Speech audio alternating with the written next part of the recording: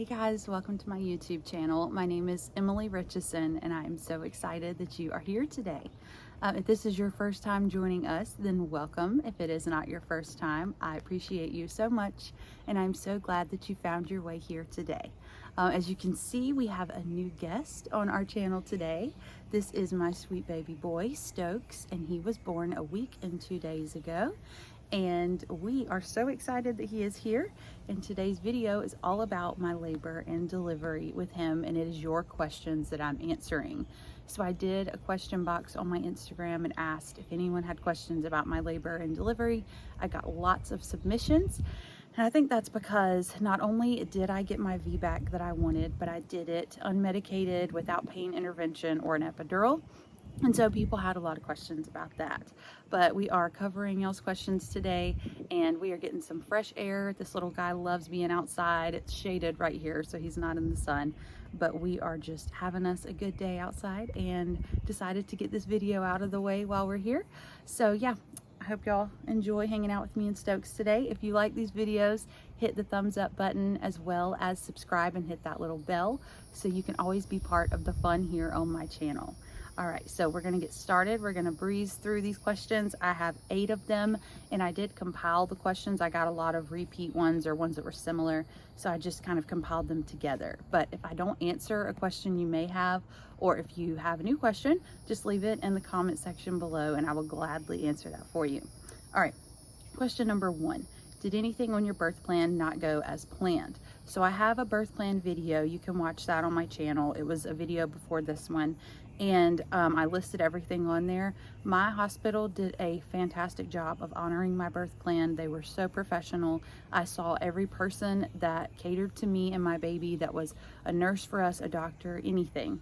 They went to that board where they taped my birth plan and they lifted the paper up and they read everything and they discussed it with me, and I appreciated that so much. I felt so seen. I didn't feel like just another patient. It felt personal. It felt like they wanted me to have the experience that I wanted. So I love that so much. However, there were a few things on my birth plan that ended up not happening or mattering.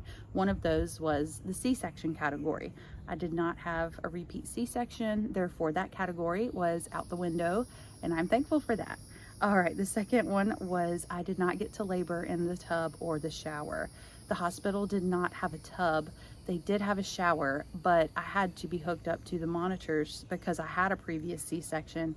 And unfortunately, even though my birth plan requested wireless monitoring, the 2 wireless monitors at the hospital were not working that day that I gave birth. So I was unable to do that. I did have to be hooked up to the monitors, but the cords were really long so I could move around and get in and out of bed, which was nice. So it wasn't all that bad. I did want to labor in water, but I didn't get to do that. Either way, I still got to have my VBAC, which is the vaginal birth after cesarean, and I got to do it unmedicated. So can't really complain about that. But that's all that's on my birth plan that didn't get honored. Highly recommend a birth plan, but if you haven't watched that video, feel free to go check it out. All right, question number 2. How long was I in labor for? So my water broke the day after my due date. My due date was April 6th. My water broke at 9:53 a.m. on the 7th. That was my only sign of labor. I had 0 signs of labor before that.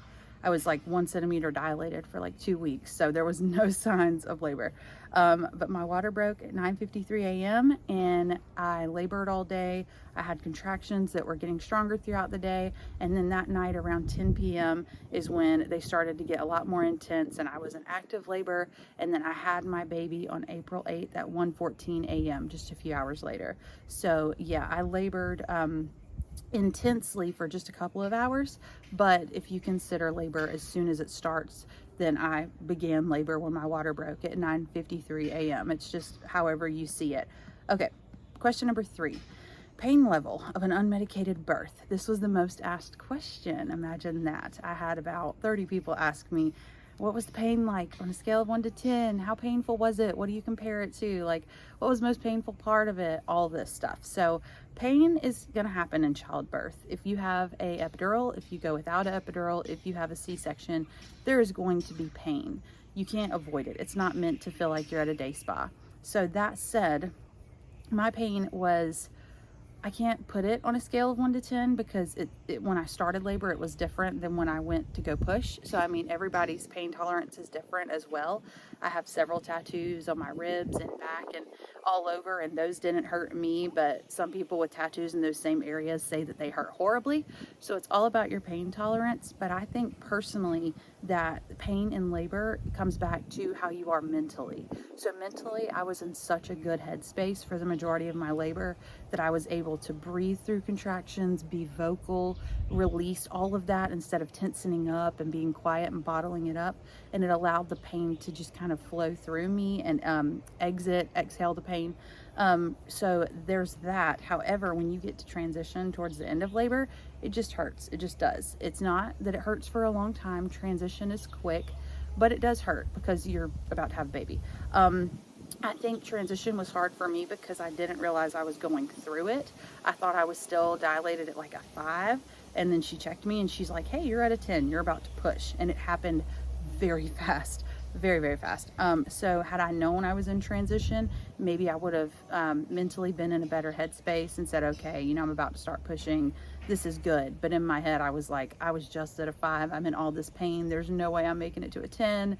And I did make it to a 10 and I did push, but I was asking for the epidural. I told my husband, I'm like, I can't do this. Somebody go get somebody with some pain meds. I need whatever they got. This is horrible.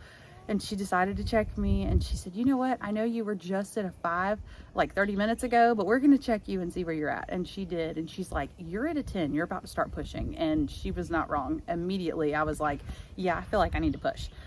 So the most painful part was definitely transition, but the pain of birth, it all depends. It's not bad in the beginning, early stages. It's almost like light period cramps, and then it gets to be worse period cramps, and then transition gets to be like, I very well could die today if you're not in the right headspace, if you're not breathing through it. If you're prepared for transition and you're breathing through it, it can be a lot easier.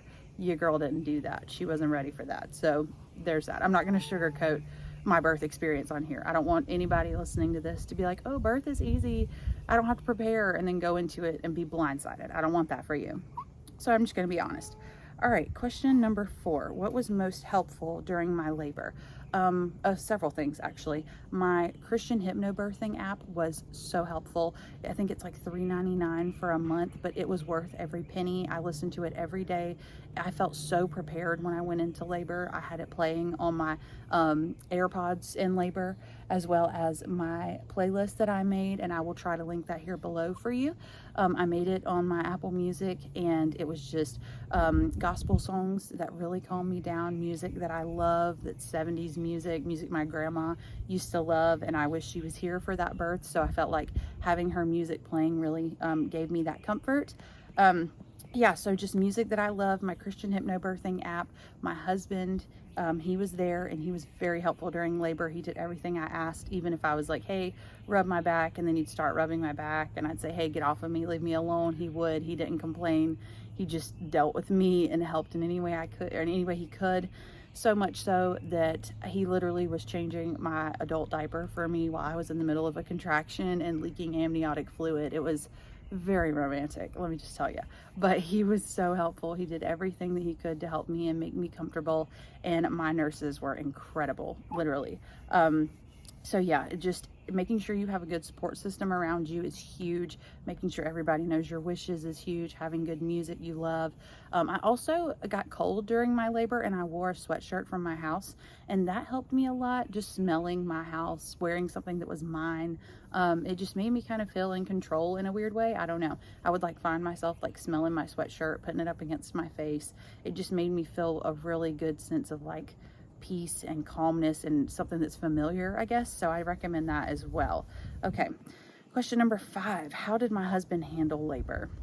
Like a champ. I watched the videos of me in labor, and in the video I'm going to post that is pictures and clips from my labor. I'm not going to post all of the videos because there's a lot of them and it would just be kind of long, but I did watch some of them and I was like, okay, I'm getting on my own nerves right now. Like, I don't know how he sat there all day while I was in the hospital, and you know, he was just sitting there chilling and listening to me scream through contractions, and well, I was very vocal, we'll just say that. Listening to me be vocal, and you know, just saying, here, rub my back, no, don't rub my back, leave me alone, scratch my back, get me water, do this, do that. Like, he was just such a trooper and did anything he could to help me and just cheered me on. And he kept saying, you got this, babe, you can do this, babe. And he just made sure that, let me say this, he made sure that he knew that he was there for me. But in reality, me not having that epidural, he didn't realize how much I needed him, and him being there for me was just, I wouldn't have been able to do it without him, I don't think.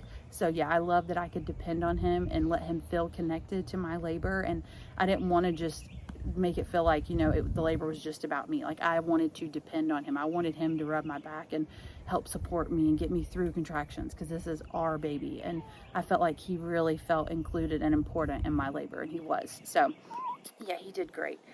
Okay, question number 6, was pushing worse than contractions, someone asked. So for me, no. The thing about contractions is that they are painful, but every one brings you closer to your baby. When it's time to push, I could not push without a contraction. And from what I've read and been told by some people, it's not good to push when you don't have a contraction, because you're fighting against your body in a way.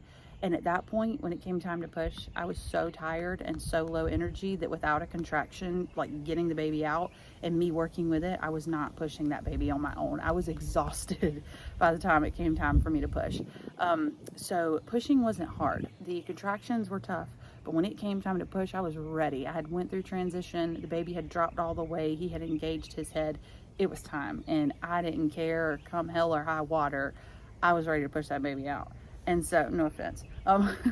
So the pushing was not bad. I will say it was odd for me that in between pushing, I would push, you know, and then a contraction would stop. And so I was sitting there and I could feel the baby's head engaged, and it wasn't painful. It was just it was pressure, and I knew it was there. It was just sitting there chilling, and I was waiting for the next contraction because I would try to push and I just had no energy. I couldn't do it. So yeah, that was odd. But no, the contractions itself, you know, are not fun. But when you have contractions, when you're trying to push, those are what gets the baby out. You want that. That is good. So there's that. All right. Question number 7. Would I do unmedicated again? Absolutely. We aren't planning to have any more kids, but if we do, I would love to go unmedicated again. I was up and moving. Like, after I had him, I could have walked to the recovery room, but the hospital makes you sit in the wheelchair and they push you there. I could have walked to the recovery room. I was sore, of course. I did tear. I had a 1st-degree labial tear on the left side, and then I did have tears on the inside, which is not fun. And my stitches came out. I have to get that restitched tomorrow, actually, which is so fun.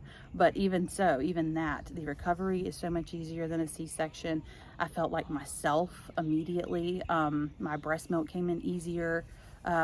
Everything's just been a lot smoother this time around. And maybe it's because it's my second and I feel more prepared, but I very much would go do a VBAC again. And the pain is hard, but being numb for me, I don't have a problem with epidurals. I've got an epidural with my firstborn. I'm not against them. But for me, being numb with the epidural, I felt like the doctors were telling me what to do, which is fine for some people, but I wanted my body to tell me what to do. And the doctors would be like, oh, you're at this. And I'm like, I don't even feel like I'm at anything. Like, how do you know I'm having a contraction? I don't even know. So I like that I was in control. I was able to tell the doctors, hey, I'm ready to push. I'm in a contraction. This is what I'm feeling. Because at the end of the day, it was my experience and I wanted that. So yeah, I did enjoy that, and I would go unmedicated again. I very much would do that. Also, I didn't write it down, but someone also asked what positions that I preferred to labor in and push in. So what's odd is I researched for weeks and I did not want to push in the traditional laying on my back position. I did a lot of research and I thought that, you know, it was going against gravity. It would make it harder, but I tried several positions and I did not enjoy them whatsoever. So I ended up pushing on my back, laying on my back, which is so funny because it's the one position I didn't want to do, but it was actually most comfortable in that moment. So I did do that one. I did labor in other positions and I moved around a ton. And then when it came time to push, I did try a couple of other ones and I just didn't like any position other than being on my back the traditional way. I didn't hold my legs though. I did hold on to the bed because I was too tired to hold my legs up. I needed something that could hold itself up, and I couldn't hold my legs. But yeah, I did end up pushing on my back. So that was that. Now, question number 8, the last one. Advice to someone considering a VBAC or unmedicated birth. I did have a few people ask me that. So the thing that I will say, whether you have a VBAC, an unmedicated birth, you get an epidural, you have a C-section, anything, it doesn't matter. You need to go into birth completely understanding of the fact that you can't control everything, and at the end of the day, however your baby gets in the world safely is all that matters. I went through a phase when I was pregnant, because I knew from day one I wanted a VBAC. The day I had my son via C-section, my firstborn, I knew that if I did this again, I wanted a VBAC. And so when I found out I was pregnant, I knew. I was like, I don't want a C-section, I want a VBAC. And so that's fine, but I just kind of got to a point in my pregnancy where I was like, you know, I can't sit here and be so focused on not having a C-section, because it could very well happen again. And if it does, I don't want it to rob me of the joy of having a new baby. And so when all of that started happening in the Ukraine with all the bombings and the issues going on over there between, you know, their leader in Russia, and all of just the devastation that's going on, people losing their homes, their lives, families being torn apart. And then I saw in the news that one of the hospitals got bombed. I just thought, you know, if there's moms over there trying to give birth to their children safely, as in make sure that they can give birth in a hospital that's not getting bombed, and they're trying to protect their babies the second they get into the world, I should be appreciative for being able to safely give birth here, however that looks for me. That might be a C-section, it might be a VBAC, it might be who knows what, but I just need to appreciate that my baby and I are safe. And so I really got in that headspace. I prayed over my birth, and I just asked God to just guide my birth and put his hand on it, and whatever happens, happens. And I was really at peace with that, I think. And so going into labor and delivery and just knowing that, you know, I can't control everything, but I'm going to just do my best. And at the end of the day, whatever happens, happens, I think really set me up to get the birth that I wanted. So that is my best advice for that. You're stronger than you realize. Your body was made to give birth. And so whatever way that looks for you, medication or not, you are not unable to give birth the way that you want. If you want to try to go unmedicated, you should. If you want to get the epidural, you should. If you want to schedule a C-section, you should. You should believe in yourself to give birth the way that you want. But at the end of the day, your body, one way or another, knows what to do, and this baby will get out safely, and that's what matters. So that is my advice for that. Those are all the questions. And if you have any more questions, please don't hesitate to ask. Put them in the comment section below. I love trying to help people get prepared for their labor and delivery experience, because it is so special. And if I can do anything to help you have the labor and delivery you want, I would love to be that person for you. So please feel free to reach out to me at any time, and we can talk about this. You can message me on Instagram at Emily G. Richeson. But I am so excited for y'all. If you're preparing to give birth soon, or if you're in the future planning to have kids, I hope so much that you get your labor and delivery you want, because at the end of the day, it is worth it. You get to take home one of these, maybe 2 of these, 3 of these, depending on how many babies you're having. But yeah, it is so worth it. But yeah, this is our little guy. This is Stokes Tyler. Someone is lawn mowing, so that's great. But this is baby Stokes. He is so sweet and cuddly, and we just love him so much. So it was all worth it, and I would do it a million times more for him. And yeah, so I'm so excited for y'all. I'm so glad you found your way to my channel today, and I will see you next time.